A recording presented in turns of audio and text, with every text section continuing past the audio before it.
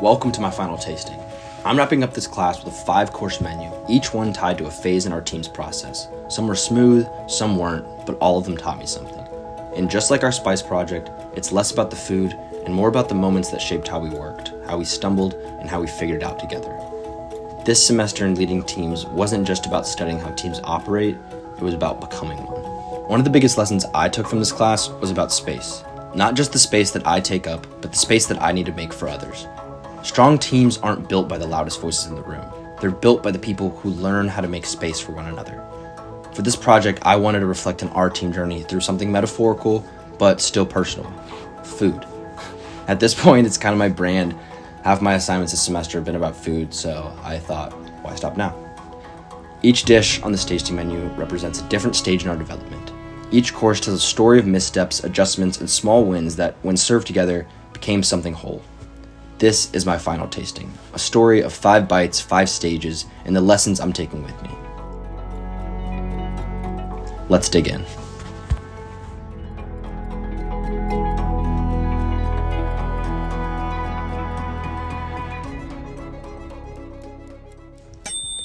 Forming fried calamari. I can't think of a better way to start us off. I'm pairing this course with a flight of dipping sauces to represent where we were at the start of our project. Throwing ideas around, feeling out different directions, and not quite sure yet what the final dish was going to look like. At that point, our meetings weren't exactly productive in terms of generating real ideas, but they were productive in a different way. We were still learning how to read each other and how to work together. Everyone was a little too friendly, a little too polite, and a little too agreeable. It was surface level flavor at this point, and no one really wanted to be the one to make the wrong move. I naturally stepped in to take lead. I tend to do that. It ties back to my relative strength from the Clifton Strength Assessment. Once I feel a little connected to a group, I'm comfortable leaning in and trying to move things forward, taking the lead. In this case, no one really had a strong idea at first, so I pitched the one I thought made the most sense and started building it out. I wasn't trying to take over, but looking back, I probably could have paused and asked for more input before diving in. Because even if everyone was quiet, that didn't mean they didn't have anything to say. That moment ties into what we studied in the cognitive closure readings as a part of our team charter. Our tendency to want fast answers just to feel grounded. I think I leaned into that a little too early by locking into the direction before we fully explored the other options. What felt like helping might have actually cut off more discussion than I realized. At this point, our group chat was quiet and our Google Docs were messy, but I didn't recognize that as forming. I thought we were just a little disorganized. Now I see it was something more foundational. We weren't ready to lead the team forward because we hadn't agreed on what kind of team we wanted to be. So this course, it's crunchy on the outside, undercooked on the inside. A metaphor for first impressions that needed time to marinate. Storming, where the heat really hits the pan. For our second course, we have some delicious seared scallops, but watch out, they're quick to burn if you're not careful. This was the phase where misalignment crept in. Not through arguments or disagreements, but through silence, subtle hesitations, and a lot of, yeah, that sounds fine, when maybe it didn't. I remember when we locked in the spice framework. I led the pitch to the group, fast, confident, but maybe a little too decisive. Looking back at our strengths and weaknesses reflection, I can see that while I thought I was coming from a good place, I didn't leave enough space for Kevin or Zoe to reshape it with me. I realized that trying to move the project forward on my own sometimes made it harder for others to jump in. Even though my instinct was to help, what the team really needed was more room to co-create, not just follow a path that I already had started. At this stage, Zoe in particular was quietly holding back. She brought incredible detail and commitment, but rarely challenged the direction, even when it seemed off. Looking back, I recognized the fear of conflict from Lencioni's 5 dysfunctions. That sense of, I'll just keep working hard and not rock the boat. Kevin, on the other hand, had no problem voicing his concerns. But rather than proposing something new, he stayed in edit mode. He'd tweak or challenge what was already built, but wasn't really ready to jump in and help build it with us. At this point, we weren't hostile, we were just uneven, and that imbalance became our version of storming. This phase reminded me of the Fire Lincoln comparison. McFarlane's team didn't crash because of open chaos. It was the silence, the false agreement, the pressure to keep moving forward even when something didn't feel right. We weren't quite at that level of dysfunction, but the warning signs were familiar. There was limited pushback and uneven ownership. That's why I decided to pair this course with an IPA. An IPA is bold, bitter, and not always easy to swallow in the first sip, but it forces you to taste what's uncomfortable, to appreciate complexity instead of simplicity. That's exactly what storming demands. This course reminded me that if everything tasted sweet at the start, you probably missed the flavor that mattered most.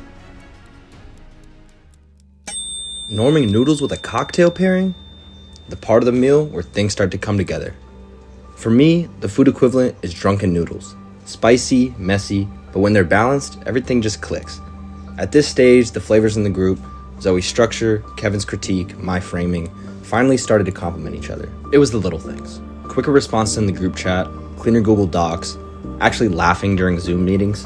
But underneath all that was just something simple: trust. And that's why I paired this course with a cultural competency cocktail. Because norming wasn't just about comfort. It was about learning how to work with each other and trusting one another. Going back to my notes on cultural intelligence, I realized that adapting my tone and communication style mattered way more than I thought. Zoe needed time to process before making decisions, but Kevin liked quick structure and visual clarity. This meant I had to pivot how I led. Less vocal, more intentional. Humor helped too. As I reflected in my 5 dysfunction paper, I feel like I naturally fall into the glue guy category. Not the loudest or the flashiest, but the one who can always crack a joke or recenter the group with a laugh when things start to get too heavy or awkward. It wasn't about being funny, but it was about helping people feel safe speaking up. We started seeing each other not just as teammates, but as people, with different ways of thinking, contributing, and even processing conflict. If storming was about misalignment, norming was about calibration. And once the heat settled, the flavor finally came through with drunken noodles. Our 4th course is peach pie, because when you get the basics right, it's more than enough. While it may look simple on the surface, it takes real skill to pull off. That's where we were as a team during the performing stage. We weren't overthinking anymore. We had built the foundation, now it was just about trusting it. Zoe's organizational skills finally allowed us to feel like we were working on the project, not around it. Kevin added depth to our research that provided us angles we hadn't previously considered. Meanwhile, I focused on shaping the flow, making sure our research didn't end up as a pile of information, but as a cohesive story people could follow from start to finish. At this stage, I really felt my ideation strength come through. I wasn't just adding ideas, I was connecting them, structuring them, and shaping the arc of our final spice presentation so it felt intentional. That's why I paired this with an efficiency espresso martini. It's a drink that only works when every part is measured just right. The espresso brings the energy, the vodka brings the kick, and the coffee liqueur smooths it all out. If one element's off, the whole thing feels flat. Every component of our team had to be in sync for us to work, and for once, we didn't need to force it. We weren't perfect, but we were a team, and in that moment, it felt like we had finally figured it out. Not because someone took lead, but because everyone excelled at what they do best, and trusted the others to do the same. This last course is simple, just an Altoid. A clean reset, not to erase what came before, but to clear the palette and make space for whatever comes next. This team taught me that real leadership often means stepping back, making space, and letting others take the lead when it's their time. Before we close out, I want to raise a final toast to the people who made this team work. And like any good celebration, it only feels right to leave a few gifts behind. Zoe, I'm gifting you a polished marble island. Yes, the entire thing. You were a steady foundation right in the middle of uncertainty. You kept the project clean, organized, and grounded when the rest of us were still tossing ingredients around. You created the environment that allowed the rest of us to think more clearly. Thank you for being someone I could always count on. If I could offer one piece of feedback, it would be don't take the back seat. Own it more. I think you're too hard on yourself. I've heard you say multiple times that you're not creative or you're not good at XYZ, and it's not just about this team. You're the kind of person future teams will look to for direction without even realizing it. The more you trust your voice, the more everyone else will too. Kevin, I'm gifting you a kitchen knife set. You sharpened the project every time you decided to step in, and I appreciate the way you grounded it when needed, bringing in research and a quantitative mindset that kept our idea focused and real. If I could offer one piece of feedback, it would be to step in more without being asked. When you waited, we missed chances to build momentum. I feel like there were times there was a disconnect between your commitment and the energy the rest of the team was bringing.